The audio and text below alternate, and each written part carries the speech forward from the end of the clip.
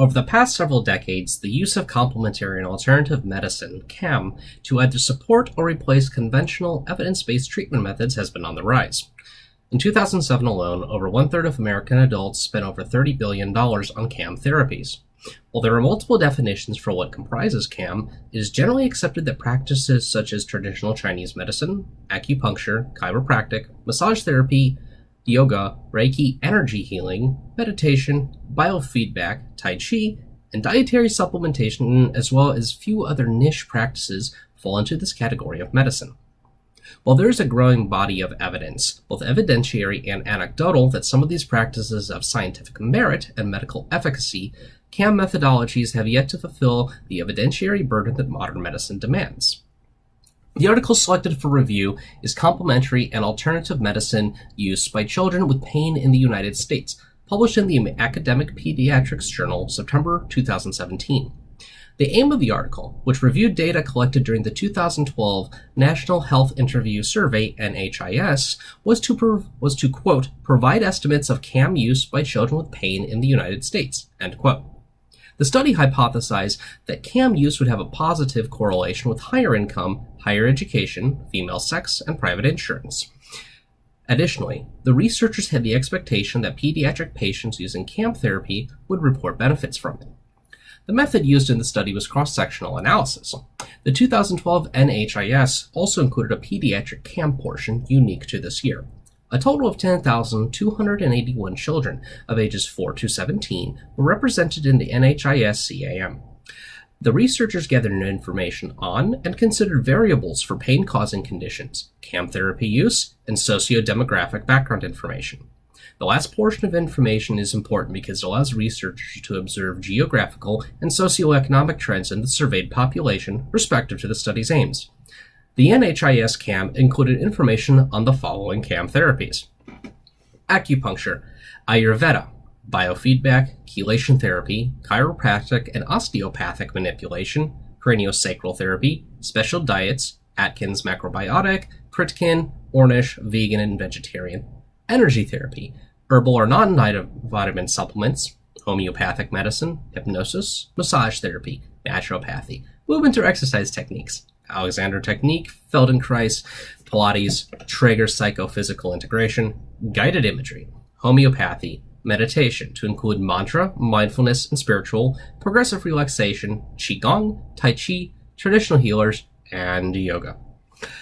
Parents who filled out the survey were asked to list what the top 3 CAM modalities used were and whether they attributed any positive effects to them.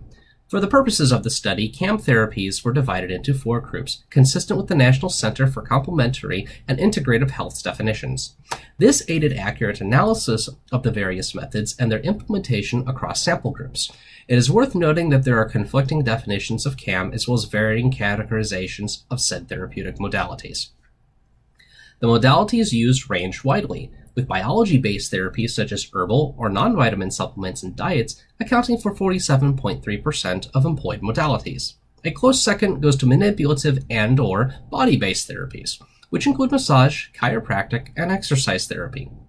Mind-body therapies including meditation, yoga, biofeedback, hypnosis, Tai Chi, or guided imagery comprise 27.9% of respondents. Finally, alternative medicines such as homeopathy, acupuncture, energy therapy, and culturally based healing comprise 19.5% of respondents. The study found that over 60% of parents indicated that their child's overall health improved. Reductions in stress and improved sleep were reported by between 40 and 50% of parents.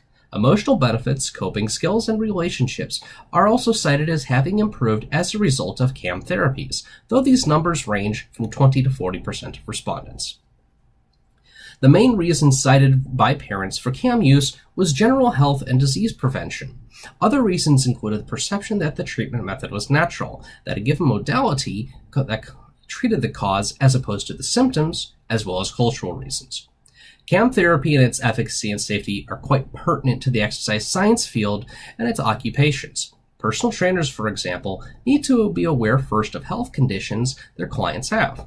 Second, being aware of their client's treatment plan, medications, and possible contraindications to specific exercise modalities is part of the basic client intake process and is usually accomplished by standardized interview forms such as the PAR-Q and trainer-client discussions. This enables the exercise science professional to perform risk stratification, which uses, quote, age, health status, personal symptoms, and coronary risk factor information to initially classify individuals into one of three risk strata for preliminary decision-making purposes, end quote. Given that both the efficacy and safety of CAM therapies are hotly debated, being aware of additional non-evidence-based treatment practices that the client engages in is critical information that can mean the difference between assigning a client a working range of 65 to 75% VO2 max and 45 to 55% VO2 max in the case of cardiovascular conditions. Another possible scenario is a client that presents with type 2 diabetes mellitus and desires to exercise to assist with blood sugar reduction and regulation. If the client is on an unusually restrictive diet or supplementing with a product that has unclear efficacy and safety, the potential interactions between physical exertion, the client's health condition, and the CAM therapy could be potentially injurious or life-threatening. Of particular interest is a study published in 2013 in the journal Complementary Therapies in Medicine. The study aimed to determine if CAM use correlated with quality of life in people with type 2 diabetes and/or cardiovascular disease. The results were depressing, with CAM use not being associated with an increase in quality of life, but rather a decline in quality of life, particularly when CAM is extensively used. Given that exercise science professionals typically operate with a biopsychosocial mentality, being aware of non-traditional therapies that impact the lifestyle and psyche of the client or athlete is mandatory.